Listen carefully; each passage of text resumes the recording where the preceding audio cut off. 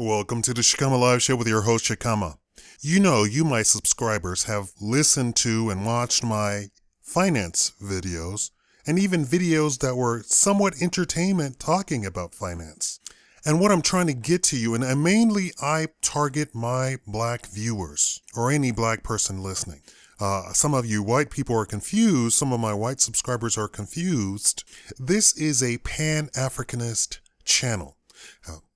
Briefly, Pan-Africanism simply means that we are going to elevate black people to an equal footing with Europe. So all African people over the planet over will be equal to the footing with Europe, right? AKA the white man or the man, right? That's what you like to be called, some of you.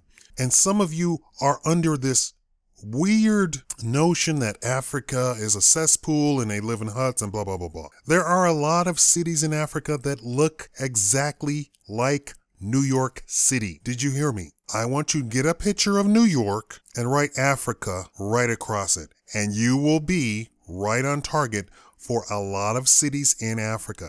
Africa is not a poor place. Otherwise, Europeans wouldn't be trying to murder, kill, and rob and steal over there. Now, I keep harping on education, financial education. You don't know what you don't know. There are people who will see my video, listen to my video, watch my video, and then go buy a house. I get it all the time. And I get messages that says, oh, if I had only had seen your video last year, if I had only seen your video 3 months ago, if I had only seen your video before buying my house, before buying my car. So I watch and educate myself in a lot of finance. I'm going for my financial certification, CFA certification. I like finance. I breathe finance. I live finance, right? So if a TV show, a reality TV show comes on about finance, guess what? I'm gonna watch it. So I'm watching this financial reality show. Anyway, it sounds boring, but you know, they get interesting people to be on it. And it just hit me that this is exactly what I'm trying to convey to people. I'm going to give you what happened in the show, but I've already said this in my financial video. So they're trying to negotiate to buy a commercial piece of property to put their factory in. The bank says we are not going to go below $240,000. The company doesn't want to pay more than $200,000. Not only does the bank not want to go below $240,000, but the company has to also pay the taxes owed on the property, which brings it up to $255,000.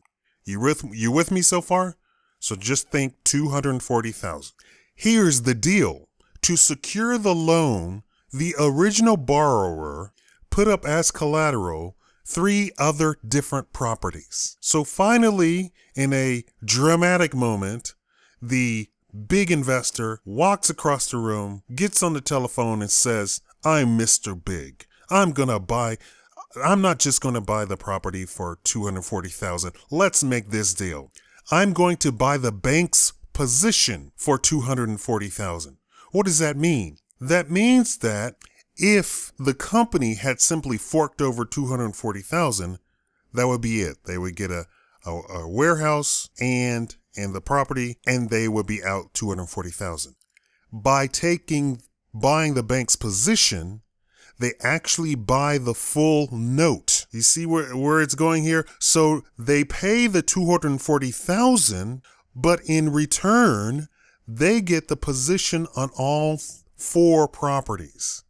Then they can liquidate the other 3 properties, recoup about $100,000, so they end up with paying $140,000, which was a much better deal than they had before. They get the factory and then they're good to go. But you didn't know that this even existed. Some of you are doing this with cars, with all sorts of things. You're selling cars to people who turn right around and sell the car for twice as much as you sold it for, or even 3 times, or even 10 times, simply because that person knew that they could resell it to somebody else, a commercial person that then can fix it up and sell it for retail at 20 times the value that you sold it for. Knowledge is power, and you don't know what you don't know. It's not even a question of asking the right question. I've been in positions where people have said, okay, ask me questions. And I have point blank said, I am so new to this, I don't even know what I don't know to even ask a proper question. Because a question really is based upon some knowledge.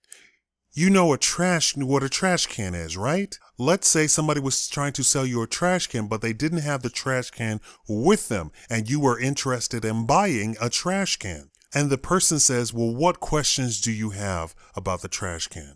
Now, you have knowledge of trash cans, right? You have experience with trash cans. So what are your questions going to be? Well, how much can the trash can hold? How tall is a trash can? How wide is a trash can? What color is a trash can? Does it come with a lid? Does it come with an automatic lid? Does it have handles? Can you draw me a picture of the trash can? Can I see an illustration of the trash can? Can I see a video of the trash can in use? You have some knowledge, and based upon that knowledge, you can ask intelligent questions that's going to narrow down a decision. But if you don't even know about trash cans, what's your question going to be? What the hell is a trash can? And if they try to explain it to you and you didn't have any knowledge of anything ever being a trash can or even using something as a trash can, you wouldn't even know what the explanation of a trash can meant. So even if you said, what the hell is a trash can? Even if the person said, it's a receptacle that you throw trash in, and you turned around and said, what the hell is trash? What's that word mean? Do you understand? And here is the problem in a lot of financial education. You don't even know what a trash can is. Hell, you don't even know what trash is. You don't even know what a receptacle is. And if they said it's some place that you store trash until you throw it to somewhere else that takes your trash, and you go, what the hell does the word storage mean? I mean, you don't know what you don't know. I'm using trash can because it's obvious, right? Everybody listening to me knows what a trash can is. What if I said annuity and you didn't know what annuity was? For those of you who don't know, annuity sounds like a foreign word even. Loan to value. For those who don't know, they have no idea what loan to value even means. Return per square foot. If you don't know what that means, that sounds weird. You know the words. You know what the word return is. You know what the word to is. You know what per square foot means, but you don't know what those words mean together. Even in buying a house, they have the price of the house, then they have the price per square foot. Now I'm trying to, for free, do this financial education on my channel, and I just wanted to have this really easy conversation here so that people could understand that they don't know what they don't know. And let's say you were that company and you had no idea about bank position, buying notes. You had no idea about that. You just forked over $240,000. You think you're happy because you got a new facility to create your factory in, when in fact you just got robbed. No, well, not robbed, but robbed of $100,000 when you could have only been paying $140,000.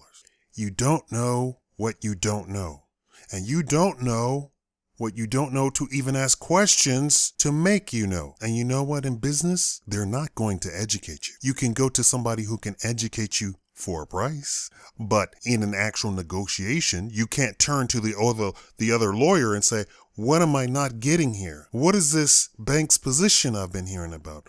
What is this note that I've been here that I can buy the note? You don't even know to ask that. And the other lawyer and says, well, you go figure it out. Or do we have a deal today or not? That's what's going to happen.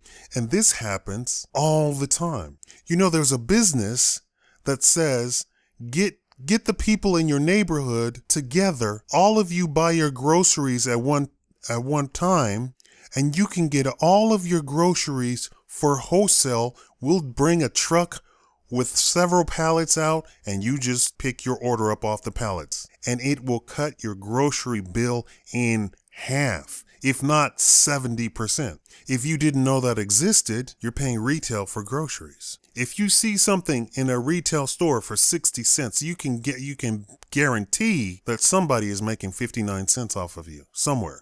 That's how business works. And I keep telling black people that you need to get in business. You need to get in business. You need to get in business. Do you know that I walked into, what's the big fruity grocery, organic, pretend not really organic, Whole Foods. And I said, I'm developing this at home. Would your company be interested? Oh, yes, we're very interested in buying local. Here's the number. Here's the buyer. Boom. I keep telling you about selling oranges on the corner. It's even easier. You can just sell to retail stores all day long. You can even buy a machine and then hire yourself out to another company to make whatever they want, and they'll buy it from you. And let's say the machine actually costs $1,000. Not a whole lot. There's all sorts of businesses that you can do just by yourself. I mean, just it's all over the place. You simply have to look. So many people message me and email me and sneak. I feel like they're sneaking, like they're ashamed to ask the question. Ask me the question right here. Oh, how do I do this? How do I finance this? And I go, oh, that's simple. Look at this video, then look this up on Google. Everybody thinks that they have to open up a Macy's or a Microsoft. Microsoft didn't start off as Microsoft. Microsoft started out in somebody's garage. Did you hear me? Somebody's garage. Both of them, Apple too, in a garage. In fact, most tech companies now start out in a garage. Then they put on a suit and tie and go market it out to big time investors, and boom, overnight millionaire. I'm talking about just ideas. Just an idea literally on a napkin. If the idea is good enough, investors will jump on it. And then you can say, you like this so much, I can sell it to you. And the investor is in a position to make the napkin idea a reality. Boom, you got your millions. You could go on to write about 5,000 more napkin ideas. You see how this works? You don't have to work a 9 to 5. I don't work a 9 to 5. I work a 4 a.m. to midnight, but I don't work a 9 to 5. Anyway, thank you for watching the Shikama Live Show. I hope you got the message. You don't know what you don't know. Educate yourself. Always read 2 finance books a month. Let's do that. You know the average American reads 2 books a year? Do you see why Barnes & Nobles and all those other places went out of business? Yeah, that's what it is. America used to be book reading crazy lunatics. Now we're not so much. We have whole generations who really can't read. And I don't mean that they can't read, stop, go, 2 + 2. I'm talking about they don't understand entire pages of stuff if they read it in a book. And some of them don't have the patience to do that. Thank you for watching the Shikama Live Show.